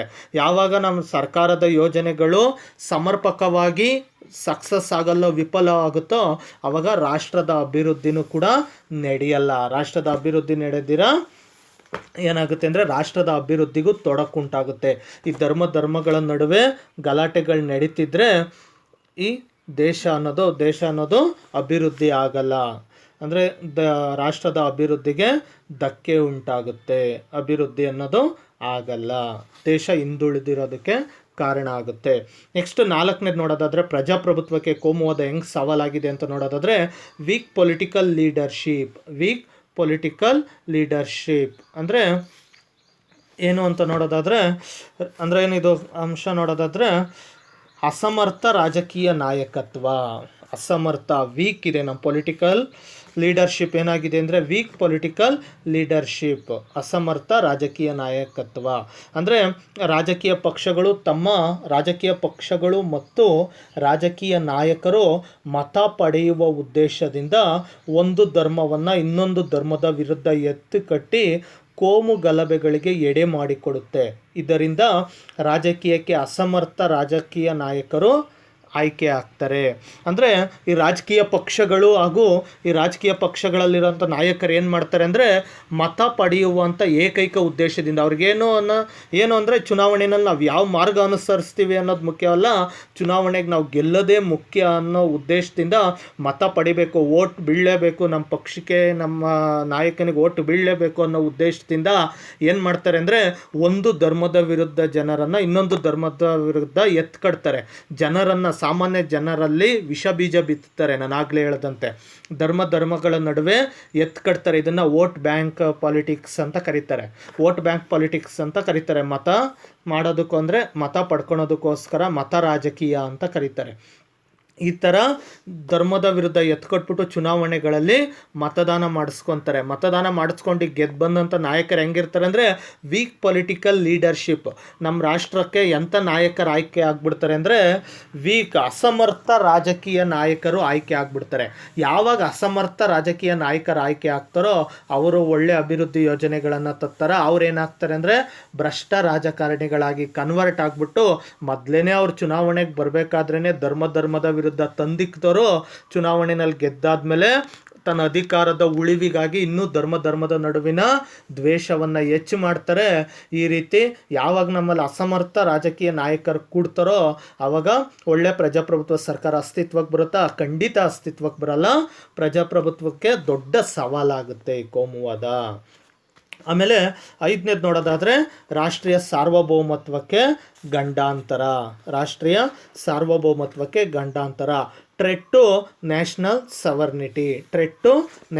ಸವರ್ನಿಟಿ ಅಂದರೆ ಧರ್ಮಗಳ ನಡುವೆ ಈ ರೀತಿ ಗಲಾಟೆಗಳು ನಡೀತಿದ್ರೆ, ಒಂದು ಧರ್ಮ ಇನ್ನೊಂದು ಧರ್ಮದ ನಡುವೆ ಈ ರೀತಿ ಗಲಾಟೆಗಳು ನಡೀತಾ ಇದ್ದರೆ ಆವಾಗ ನಮ್ಮ ದೇಶ ಆಂತರಿಕ ಸಮಸ್ಯೆಗಳಿಂದ ಕೂಡಿದೆ ಅಂತ ಅರ್ಥ. ನಮ್ಮ ದೇಶದ ಒಳಗೆ ಧರ್ಮಗಳ ನಡುವೆ ಗಲಾಟೆಗಳು ನಡೀತಿದ್ರೆ ಆವಾಗ ನಮ್ಮ ದೇಶ ಆಂತರಿಕ ಸಮಸ್ಯೆಗಳಿಂದ ಕೂಡಿದೆ ಅಂತ ಅರ್ಥ. ಆವಾಗ ಅಂತಾರಾಷ್ಟ್ರೀಯ ಮಟ್ಟದಲ್ಲಿ ನಮ್ಮ ರಾಷ್ಟ್ರ ಏನಾಗುತ್ತೆ ಅಂದರೆ ದುರ್ಬಲ ರಾಷ್ಟ್ರ ಅನ್ನಿಸ್ಕೊಂಡ್ಬಿಡುತ್ತೆ. ದುರ್ಬಲ ರಾಷ್ಟ್ರ ಅಂತ ಅನ್ನಿಸ್ಕೊಂಡು ಬೇರೆ ರಾಷ್ಟ್ರ ಯಾವ್ದು ಬೇಕಾದರೂ ನಮ್ಮ ಮೇಲೆ ಆಕ್ರಮಣ ಮಾಡ್ಕೊಬೋದು. ಬೇರೆ ರಾಷ್ಟ್ರ ನಮ್ಮ ಭಾರತದ ಮೇಲೆ ಆಕ್ರಮಣ ಮಾಡ್ಕೊಬೋದು. ಅಂದರೆ ಏನು ಅಂತ ನೋಡೋದಾದರೆ ಯಾವುದೇ ದೇಶವು ಸಾಮಾಜಿಕ ಮತ್ತು ಧಾರ್ಮಿಕ ಭಿನ್ನತೆಯನ್ನು ಆಧರಿಸಿ ಆಂತರಿಕ ಸಮಸ್ಯೆಗಳಿಂದ ಕೂಡಿದಾಗ ಜಾಗತಿಕ ಮಟ್ಟದಲ್ಲಿ ಆ ರಾಷ್ಟ್ರ ದುರ್ಬಲ ರಾಷ್ಟ್ರ ಎಂದು ಗೋಚರಿಸುತ್ತೆ. ಕ್ರಮೇಣ ಆ ರಾಷ್ಟ್ರ ವಿದೇಶಿಯರ ನಿಯಂತ್ರಣಕ್ಕೆ ಒಳಗಾಗುವ ಸಂಭವ ಇರುತ್ತೆ. ಆವಾಗ ನಮ್ಮ ಸಾರ್ವಭೌಮತ್ವಕ್ಕೆ ಗಂಡಾಂತರ ಆಗುತ್ತೆ. ನೋಡ್ರಿ, ಈ ರೀತಿ ಧರ್ಮಗಳ ನಡುವೆ ಸಂಘರ್ಷ ನಡ್ಕೊಂಡು ದೇಶದ ಒಳಗಡೆ ಒಗ್ಗಟ್ಟಿಲ್ಲ ಅಂದಾಗ ವಿದೇಶದವರು ನಮ್ಮ ಭಾರತದ ಮೇಲೆ ಆಕ್ರಮಣ ಮಾಡಿಕೊಂಡು ಅವ್ರು ತಮ್ಮ ಸಾರ್ವಭೌಮತ್ವವನ್ನು ಇಲ್ಲಿ ಸಾಧಿಸೋದಕ್ಕೆ ಕಾರಣ ಆಗುತ್ತೆ. ಈ ರೀತಿ ಕೋಮುವಾದದಿಂದ ಭಾರತದ ಸಾರ್ವಭೌಮತ್ವಕ್ಕೆ ಗಂಡಾಂತರ ಆಗುತ್ತೆ. ಇದಿಷ್ಟು ಭಾರತದ ಪ್ರಜಾಪ್ರಭುತ್ವಕ್ಕೆ ಕೋಮುವಾದದ ಸವಾಲುಗಳು. ಮೊದಲನೇದು ರಾಷ್ಟ್ರದ ಏಕತೆಗೆ ಧಕ್ಕೆ, ರಾಷ್ಟ್ರಾಭಿಮಾನ ದೇಶಾಭಿಮಾನಕ್ಕೆ ಧಕ್ಕೆ, ರಾಷ್ಟ್ರದ ಅಭಿವೃದ್ಧಿಗೆ ತೊಡಕು. 4ನೇದು ಅಸಮರ್ಥ ರಾಜಕೀಯ ನಾಯಕತ್ವ. 5ನೇದು ರಾಷ್ಟ್ರೀಯ ಸಾರ್ವಭೌಮತ್ವಕ್ಕೆ ಗಂಡಾಂತರ. ಮೊದಲನೇದು threat to national integrity. Second one threat to nationalism and ಪ್ರಿಪ್ರಿಯೇಟಿಸಮ್. ನೆಕ್ಸ್ಟ್ 3ನೇದು ನೋಡೋದಾದರೆ ಇಂಪೆಡಿಮೆಂಟ್ ಟು ನ್ಯಾಷನಲ್ ಡೆವಲಪ್ಮೆಂಟ್. 4ನೇದು weak political leadership. Fifth one threat to national sovereignty. ಈ ರೀತಿ ಕೋಮುವಾದವು ಭಾರತದ ಪ್ರಜಾಪ್ರಭುತ್ವಕ್ಕೆ ದೊಡ್ಡ ಸವಾಲಾಗುತ್ತೆ. ನೆಕ್ಸ್ಟ್ ಹಾಗಾದರೆ ಕೋಮುವಾದಕ್ಕೆ ಏನೆಲ್ಲ ಪರಿಹಾರಗಳೈತೆ? ಕೋಮುವಾದಕ್ಕೆ ಪರಿಹಾರವಾಗಿ ಸೆಕ್ಯುಲರಿಸಮ್ ಅಂದರೆ ಜಾತ್ಯತೀತತೆ. ಕೋಮುವಾದಕ್ಕೆ ಪರಿಹಾರವಾಗಿ ಜಾತ್ಯತೀತತೆ ಏನು ಅಂತ ನೋಡೋದಾದರೆ ಭಾರತದಲ್ಲಿ ಯಾವುದೇ ಧರ್ಮವನ್ನು ರಾಷ್ಟ್ರೀಯ ಧರ್ಮ ಎಂದು ಘೋಷಣೆ ಮಾಡಿಲ್ಲ. ಎಲ್ಲ ಧರ್ಮಗಳ ನಡುವೆ ಸಮಾನತೆ ಇರುತ್ತೆ. ಎಲ್ಲ ಧರ್ಮಗಳನ್ನು ಸಮಾನವಾಗಿ ಕಾಣುವ ರಾಷ್ಟ್ರವನ್ನು ಜಾತ್ಯತೀತ ರಾಷ್ಟ್ರ, ಸೆಕ್ಯುಲರ್ ನೇಷನ್ ಅಂತ ಕರಿತೀವಿ. ಈಗ ನಾವು ನೋಡ್ಬೋದಾಗಿದೆ, ಭಾರತ ಸಂವಿಧಾನದ ಪೂರ್ವ ಪೀಠಿಕೆಯಲ್ಲಿ ಪ್ರಿಯಾಂಬಲಲ್ಲಿ ಜಾತ್ಯತೀತತೆ, ಭಾರತ ಒಂದು ಸೆಕ್ಯುಲರ್ ನೇಷನ್, ಪೂರ್ವ ಪೀಠಿಕೆ ಪ್ರಿಯಾಂಬಲಲ್ಲಿ ಜಾತ್ಯತೀತತೆ ಎಂಬ ಪದವನ್ನು ಸೇರಿಸಿದ್ದಾರೆ. ನಮ್ಮ ಭಾರತ ದೇಶದಲ್ಲಿ ಯಾವುದೇ ಧರ್ಮವನ್ನು ರಾಷ್ಟ್ರೀಯ ಧರ್ಮ ಅಂತ ಘೋಷಣೆ ಮಾಡಿಲ್ಲ. ನೋಡ್ರಿ, ನಮ್ಮ ಭಾರತಕ್ಕೆ ರಾಷ್ಟ್ರ ಪ್ರಾಣಿ ಇದೆ, ರಾಷ್ಟ್ರ ಗೀತೆ ಇದೆ, ರಾಷ್ಟ್ರ ಲಾಂಛನ ಇದೆ, ಆದರೆ ನಮ್ಮ ರಾಷ್ಟ್ರ ಕರೆನ್ಸಿ ಇದೆ, ಆದರೆ ನಮ್ಮ ರಾಷ್ಟ್ರಕ್ಕೆ ರಾಷ್ಟ್ರ ಧರ್ಮ ಅನ್ನೋದು ಇದು, ಇಂಥ ಧರ್ಮನೇ ರಾಷ್ಟ್ರ ಧರ್ಮ ಅಂತ ಘೋಷಣೆ ಮಾಡಿಲ್ಲ. ಭಾರತ ಎಲ್ಲ ಧರ್ಮಗಳನ್ನು ಸಮಾನವಾಗಿ ಕಾಣೋದ್ರಿಂದ ಭಾರತ ಒಂದು ಜಾತ್ಯತೀತ ರಾಷ್ಟ್ರ ಅಂತ ಅನಿಸ್ಕೊಂಡೈತೆ. ಹಾಗಾಗಿ ಕೋಮುವಾದಕ್ಕೆ ಪರಿಹಾರವಾಗಿ ಜಾತ್ಯತೀತತೆ ಹಾಗೂ ರಾಷ್ಟ್ರೀಯ ಭಾವೈಕ್ಯತೆ. ಆಮೇಲೆ ನೋಡೋದಾದರೆ, ಭಾರತ ಸಂವಿಧಾನದ 25ನೇ ವಿಧಿಯು ಏನು ಮಾಡಿದೆ ಅಂದರೆ, ಭಾರತದ ಜನತೆಗೆ ಧಾರ್ಮಿಕ ಸ್ವಾತಂತ್ರ್ಯದ ಹಕ್ಕನ್ನು ಕೊಟ್ಟಿದೆ. ಭಾರತ ಸಂವಿಧಾನದ 25ನೇ ವಿಧಿ ಭಾರತದ ಜನತೆಗೆ ಧಾರ್ಮಿಕ ಸ್ವಾತಂತ್ರ್ಯದ ಹಕ್ಕನ್ನು ಕೊಟ್ಟಿದೆ. ಯಾರು ಯಾವ ಧರ್ಮಕ್ಕೆ ಬೇಕಾದ್ರೂ ಕನ್ವರ್ಟ್ ಆಗ್ಬೋದು, ಆದರೆ ಬಲವಂತವಾಗಿ ಕನ್ವರ್ಟ್ ಆಗಂಗಿಲ್ಲ. ಅವರ ಇಷ್ಟಕ್ಕೆ ತಕ್ಕಂತೆ ಯಾರು ಯಾವ ಧರ್ಮಕ್ಕೆ ಬೇಕಾದರೂ ಹೋಗಿ ಸೇರ್ಕೊಳ್ಳೋ ಅಂತ ರೀಜನಲ್ ರೈಟ್ಸನ್ನು ಕೊಟ್ಟಿದೆ. 25 ಆರ್ಟಿಕಲ್ 25, 20, 26ನೇ ಆರ್ಟಿಕಲಲ್ಲಿ ಈ ಥರ ಧಾರ್ಮಿಕ ಸ್ವಾತಂತ್ರ್ಯದ ಹಕ್ಕನ್ನು ಕೊಟ್ಟಿದೆ. ಆಮೇಲೆ ರಾಷ್ಟ್ರೀಯ ಭಾವೈಕ್ಯತೆ. ಆಮೇಲೆ ಏನು ರಾಷ್ಟ್ರೀಯ ಭಾವೈಕ್ಯತೆ ಅಂತ ನೋಡೋದಾದರೆ, ರಾಷ್ಟ್ರದಲ್ಲಿ ವಾಸ ಮಾಡ್ತಿರುವಂಥ ಸಮಸ್ತ ಜನತೆಯಲ್ಲಿ ನ್ಯಾಷನಲ್ ಇಂಟ್ರಾಗ್ರೇಷನ್, ರಾಷ್ಟ್ರೀಯ ಭಾವೈಕ್ಯತೆ. ರಾಷ್ಟ್ರದಲ್ಲಿ ವಾಸ ಮಾಡ್ತಿರುವಂಥ ಸಮಸ್ತ ಜನತೆಯಲ್ಲಿ ನಾವೆಲ್ಲರೂ ಒಂದೇ ಎಂಬ ಭಾವೈಕ್ಯತಾ ಭಾವನೆ ಬರಬೇಕು. ರಾಷ್ಟ್ರದಲ್ಲಿ ವಾಸ ಮಾಡ್ತಿರೋಂಥ ಸಮಸ್ತ ಜನತೆಯಲ್ಲಿ ನಾವೆಲ್ಲರೂ ಒಂದೇ ಎಂಬ ಭಾವೈಕ್ಯತಾ ಭಾವನೆ ಬರೋ ಮೂಲಕ ರಾಷ್ಟ್ರಕ್ಕೋಸ್ಕರ ನಾವು ಎಂಥ ತ್ಯಾಗಕ್ಕೂ ಸಿದ್ಧ ಇದ್ದೀವಿ ಅಂದರೆ ಅದನ್ನೇ ರಾಷ್ಟ್ರೀಯ ಭಾವೈಕ್ಯತೆ ಅಂತ ಕರೀತಾರೆ. ಈ ರೀತಿ ರಾಷ್ಟ್ರೀಯ ಭಾವೈಕ್ಯತೆಯನ್ನು ನಾವು ಬೆಳೆಸ್ಕೊಂಡ್ರೆ ಅವಾಗ ಕೋಮುವಾದ ಅನ್ನೋದು ಕಮ್ಮಿ ಆಗುತ್ತೆ. ಅದಕ್ಕೇ 1ನೇ ತರಗತಿಯಿಂದನೇ, ಪ್ರಾಥಮಿಕ ಮತ್ತು ಪ್ರೌಢಶಾಲೆಗಳಿಂದನೇ ಮಕ್ಕಳಿಗೆ ರಾಷ್ಟ್ರದ ಬಗ್ಗೆ, ದೇಶದ ಬಗ್ಗೆ ಪ್ರೀತಿ ಬರುವಂಥ ಪಾಠಗಳನ್ನು ಇಟ್ಟಿರ್ತಾರೆ.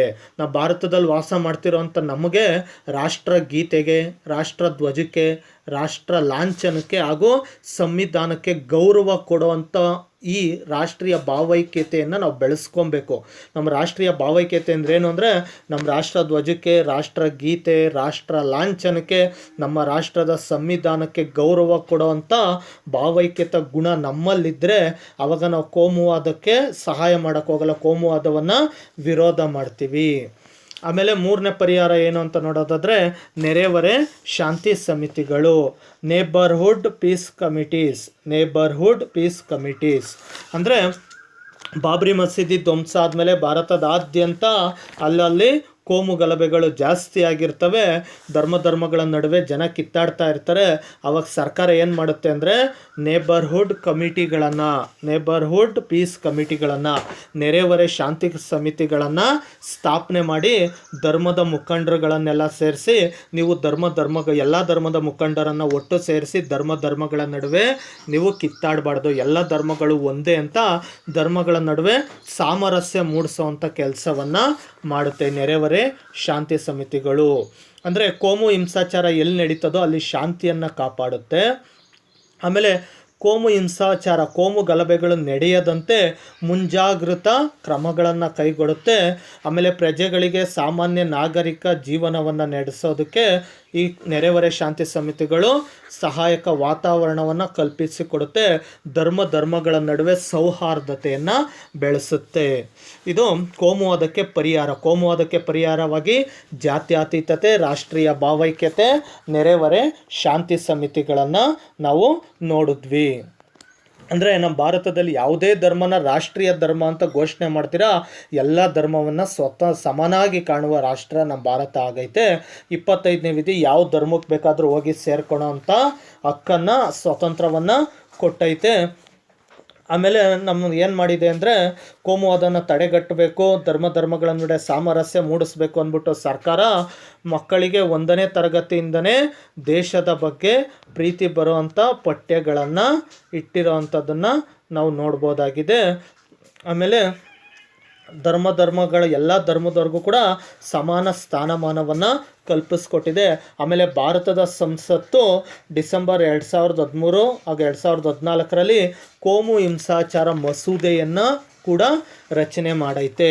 ಕೋಮು ಹಿಂಸಾಚಾರ, ಕೋಮು ಗಲಭೆಗಳನ್ನು ಮಾಡಬಾರ್ದು, ಕೋಮು ಗಲಭೆ ಮಾಡಿದವ್ರಿಗೆ ಕಠಿಣ ಶಿಕ್ಷೆಯನ್ನು ಕೊಡಲಾಗುತ್ತೆ ಅಂತ ಕೋಮು ಹಿಂಸಾಚಾರ ಮಸೂದೆಯನ್ನು ಮಾಡಿದೆ.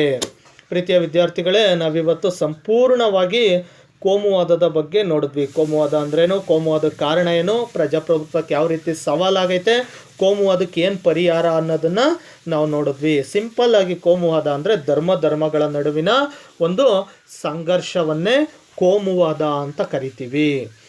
ನಾವು ಮುಂದಿನ ತರಗತಿಯಲ್ಲಿ ಭಾರತಕ್ಕೆ ಪ್ರಜಾಪ್ರಭುತ್ವಕ್ಕೆ ಸವಾಲಾಗಿರುವಂಥ ಇನ್ನೊಂದು ಭಯೋತ್ಪಾದನೆ ನೋಡೋಣ, ಟೆರರಿಸಮ್ ನೋಡೋಣ. ಟೆರರಿಸಮ್ ಯಾವ ರೀತಿ ಚಾಲೆಂಜ್ ಆಗಿದೆ ಭಾರತದ ಪ್ರಜಾಪ್ರಭುತ್ವಕ್ಕೆ ಅನ್ನೋದು.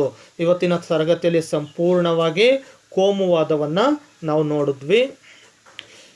ಕೋಮುವಾದ ಅಂದ್ರೇನು ಅಂತ ನಿಮಗೆ ಗೊತ್ತಾಯಿತು. ಅದೇ ಧರ್ಮಗಳ ನಡುವಿನ ಒಂದು ಸಂಘರ್ಷ, ಒಡೆದಾಟವನ್ನೇ ಕೋಮುವಾದ ಅಂತ ನಾವು ಕರಿತೀವಿ. ಕೋಮುವಾದವನ್ನು ತಡೆಗಟ್ಟೋದಕ್ಕೆ ಸರ್ಕಾರ ಅನೇಕ ಕ್ರಮಗಳನ್ನು ಕೈಗೊಂಡಿದೆ. ಎಷ್ಟೇ ಅನೇಕ ಕ್ರಮಗಳನ್ನು ಕೈಗೊಂಡರೂ ಕೂಡ ಸ್ವತಂತ್ರ ಪೂರ್ವದಿಂದನೂ ಈ ಕೋಮುವಾದ ಅಸ್ತಿತ್ವದಲ್ಲಿದ್ದು ಇವತ್ತಿನವರೆಗೂ ಕೂಡ ಕೋಮು ಗಲಭೆಗಳು ಅಲ್ಲಲ್ಲಿ ನಾವು ನಡೀತಿರೋವಂಥದ್ದನ್ನು ದಿನನಿತ್ಯ ನ್ಯೂಸ್ ಪೇಪರ್ಗಳಲ್ಲೆಲ್ಲ ನಾವು ನೋಡ್ಬೋದಾಗಿದೆ. ನಾವು ವಿದ್ಯಾರ್ಥಿಗಳು ಚಿಕ್ಕ ಬಾಲ್ಯದಿಂದನೂ ಕೂಡ ರಾಷ್ಟ್ರಾಭಿಮಾನ, ದೇಶಾಭಿಮಾನದ ಬಗ್ಗೆ ಪ್ರೀತಿಯನ್ನು ಬೆಳೆಸ್ಕೊಬೇಕು. ಅದಕ್ಕೆ ನೆಹರು ಹೇಳಿರೋದು, ಯಾರು ಭಾರತವನ್ನು ಪ್ರೀತಿಸ್ತಾರೋ ಅವರು ಕೋಮುವಾದವನ್ನು ದ್ವೇಷ ಮಾಡ್ತಾರೆ. ಯಾರಾದರೂ ಕೋಮುವಾದನ ಏನಾದರೂ ಪ್ರೀತಿಸಿದ್ರೆ ಅವರು ಭಾರತವನ್ನೇ ದ್ವೇಷ ಮಾಡಿದ್ದಂತೆ ಅಂತ ಭಾರತದ ಪ್ರಪ್ರಥಮ ಪ್ರಧಾನಮಂತ್ರಿ ಆದಂಥ ಜವಾಹರ್ಲಾಲ್ ನೆಹರು ಅವರು ಹೇಳಿರೋ ಮಾತು ಇವತ್ತಿಗೂ ಕೂಡ ಎಷ್ಟು ಸತ್ಯ ನೋಡಿ. ಮುಂದಿನ ತರಗತಿಯಲ್ಲಿ ಭಯೋತ್ಪಾದನೆ ಬಗ್ಗೆ ನೋಡೋಣ.